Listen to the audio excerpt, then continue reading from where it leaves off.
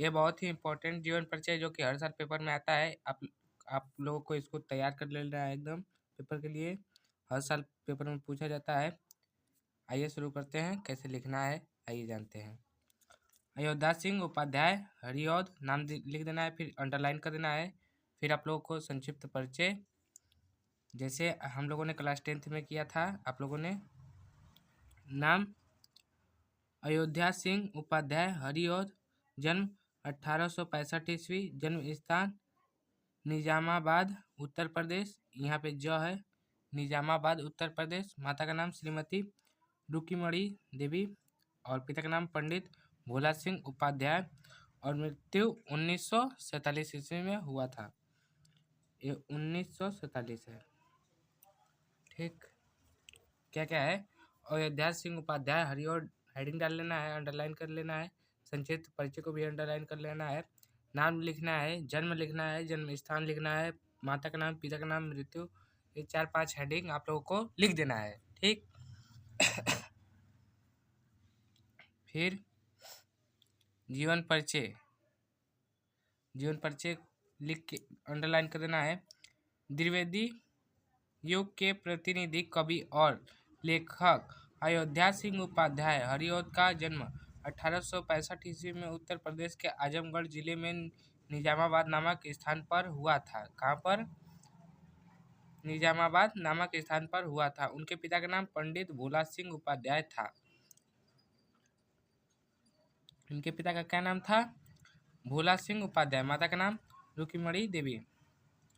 स्वाध्याय से मतलब स्वयं पढ़ के ही, स्वाध्याय से इन्होंने हिंदी, संस्कृत, फारसी और अंग्रेजी भाषा का अच्छा ज्ञान प्राप्त किया। कैसे? स्वयं पढ़कर ही हिंदी, संस्कृत, फारसी और अंग्रेजी भाषा का अच्छा ज्ञान प्राप्त किया।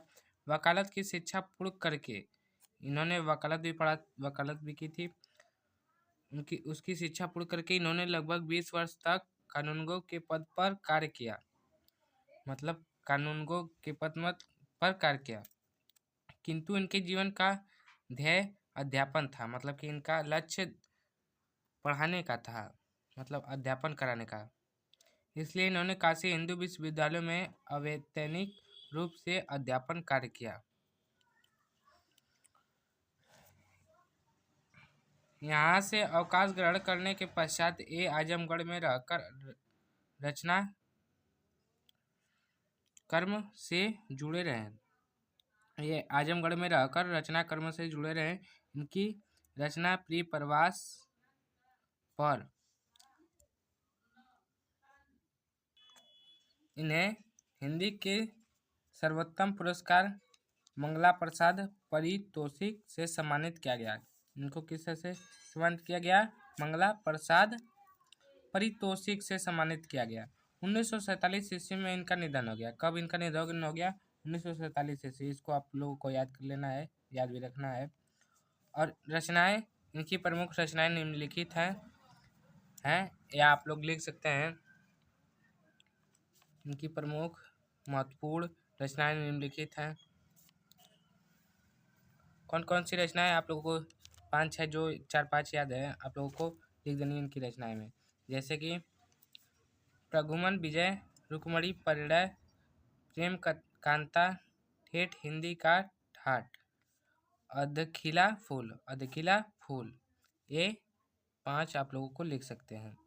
ऐसे ही आप लोगों को जीवन परिचय लिखना है, जिससे कि एग्जामिनर को अच्छा लगे और आपको पूरे मार्क्स दे। आइए एक बार क्विक रिवीजन के टाइप में कर लेते हैं। पूरा एक बार फिर से रिपीट कर देते हैं, जिससे कि आप लोगों को पेपर में अच्छे से याद हो जाए, आपको जीवन परिचय याद हो जाए। क्या लिखना है?